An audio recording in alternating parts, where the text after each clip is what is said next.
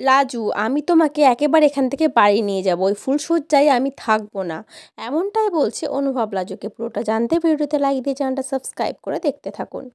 কোণে দেখা আলো সিরিয়ালের আগামী পর্বে আমরা দেখতে পাবো সিঁড়ি থেকে পড়ে লাজু অজ্ঞান হয়ে গেলে তাকে হাসপাতালে ভর্তি করা হয়। অনুভব হাসপাতালে লাজুর কাছে গেলে লাজুর জ্ঞান ফেরার পর অনুভবকে দেখে লাজু বলতে থাকে, তুমি কোন দায়িত্ববান লোক হে? তুমি এখনো এখানে কি করছো? আমাকে দেখতে এসছো কেন? তোমার ফুলশয্যা না আজকে? এরকম দায়িত্বহীনের মতো কাজ তুমি কেমন করে করতে পারলে খিটকেল? ফুলশয্যায় আমার ময়ূর দিদি তোমার জন্য অপেক্ষা করছে। যাও, তুমি এক্ষুনি এখান থেকে বাড়ি চলে যাও। তখন অনুভব ধমকে লাজুকে বলতে থাকে, চুপ, একদম চুপ। আমি তোমাকে একেবারে এখান থেকে বাড়ি নিয়ে যাব। তারপর হবে ওইসব ফুলশয্যা টুলশয্যা।